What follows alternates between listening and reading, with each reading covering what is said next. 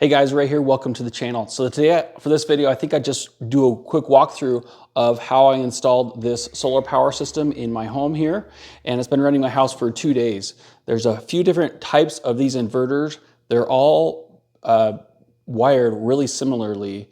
So whether you want this one or models that are a little bit bigger or a little bit smaller, this is gonna be just a quick run through on how to install that or how I installed it on my house.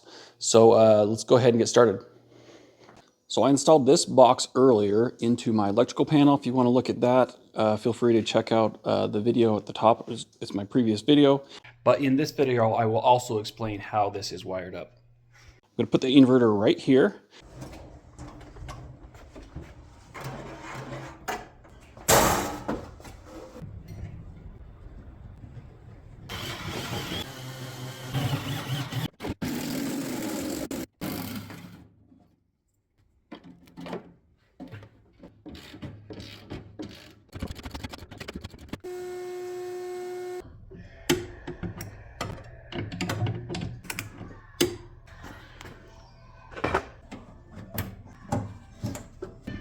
We'll see if these previous settings work here for communication. Got a lot of glares, but that's actually a pretty good screen. 51%, it looks like the communication's working. Let's connect our solar.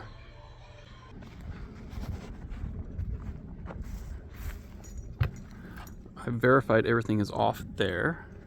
There's no label on this, but this should be the solar shut off. So keep that off as well. Oh, we gotta make this look good. May as well just connect everything. It looks like there's 2 MPPTs and 2 positives and 2 negatives for each. It looks like you have to jam your screwdriver in here. It's got a spring and it opens up this gate. And then you put your solar in there and then pull it out.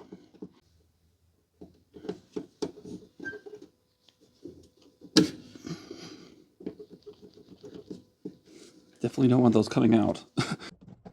Next, I'm going to hook up the load output wires. The manual says you can use number 4 wires for these as long as they are short. And they are going to tie into the bottom lugs of the transfer switch. I'll explain a little more of what the transfer switch does and how it works. But first, let's go ahead and hook up the grid power to the inverter. So that distribution block on the right, that has live grid power to it. It's actually off right now while I'm working on it, but I have a shut off switch right there in the middle that will allow me to hopefully in the future shut off power to the inverter and then still have power to my house.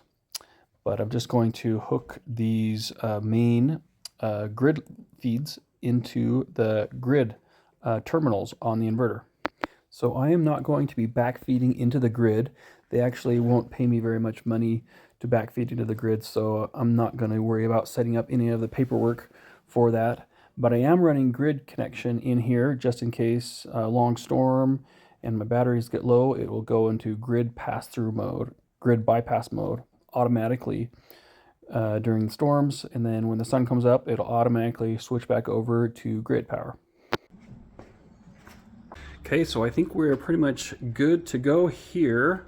So I've interrupted the power coming into my electrical panel, and I've ran it down here onto the top of these lugs. And then the center lugs here go down here and come and land onto the top of the electrical panel. So, so then I have these blades, and my electrical panel will decide where it wants to receive its power from. So it can receive its power from the grid or from my solar inverter. So I think we're good. So I think we're good to try turning it on here. So this inverter feeds back to the grid, has the ability to do that, but I'm going to turn it off in the settings here. And because it can feed back, so I need to hook these current transformers on. Just hook these on real quick, and they plug into that port. Okay, I got that set up. Okay, looks like I forgot to add the neutral. So you notice there's no grid neutral bar here, and there's no neutral bar here. It's actually a shared neutral bar between both of them. I think in the manual they called it a shared neutral architecture.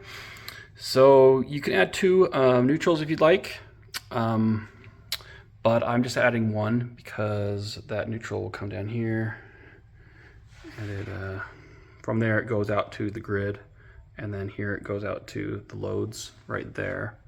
So I've got my neutrals set up, and I don't have a ground neutral bond in here, but I do have one out near my meter, and that neutral goes out to the meter or near the meter, and then this ground connects into the grounding system on the side of the panel here underneath this, and then that goes out to the meter. So there is a where the bond is, and so there is a ground neutral bond. That's where I have my ground neutral bond.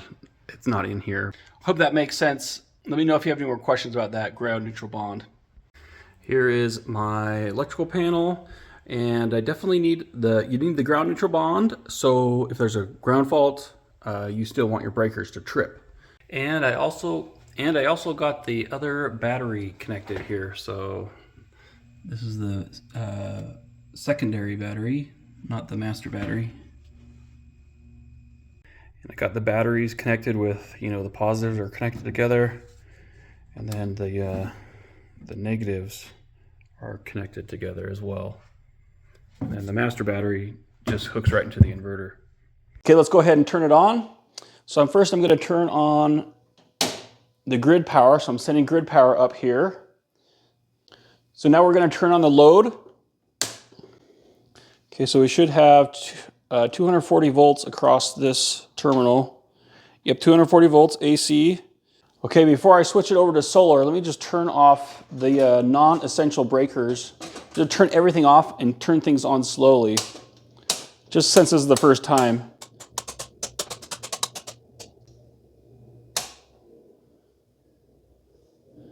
Okay, so I just have a few lights here that are on. So right now I'm on grid, so let's go ahead and switch it over to solar. We should be all ready to go.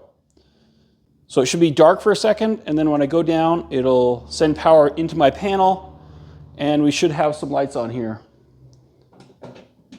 So they just turned off. Nice. Now they're back on. And there's no flickering. It's the light that I plugged in over here. Just turn things on slowly here. My lights look good.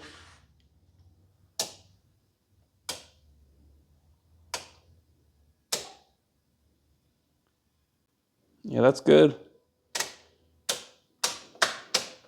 Just turn everything on.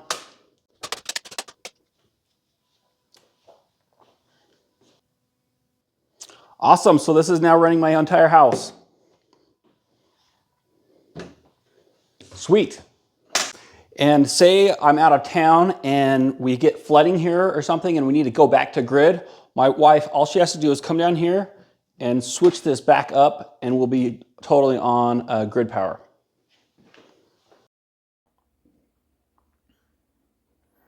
Brand new inverter here. Brand new. So it shows two batteries in parallel, shows the battery capacity. I called Signature Solar because the battery capacity wasn't right, and they updated the firmware for me, and they also changed the battery type in the inverter to 2, and then that fixed it for me. So really nice having technical support. You just call them and they just do that stuff, and really nice. I didn't have to dig. 5 kilowatt hours today from my solar panels, partial clouds. So in my next video, I will be testing this out to see how well it can handle the different loads in my house. I will be surge stress testing this unit, see if it can start my 3-ton air conditioner when there's loads already running. And I'm going to compare this unit to see how well it runs my house compared to maybe some other units that are offered from EG4. So subscribe to the channel if you want to see those videos. In the description, I will also have a $50 discount link from Signature Solar that will be applied on checkout. If you're watching from your couch, you can go ahead and I'll put an image on the screen and you can scan it with your phone to also get that same discount. Now, specifically to this channel, they gave me an additional $100 off that you can stack on top of that for this specific unit. But that discount code will only be available in the month of April. So hopefully this video helps some of you guys out, help give you some ideas on how to install a solar power system in your house. But if you want to see some other videos that YouTube thinks you will like, feel free to check out these videos. Hopefully this helped. Again, talk to you later.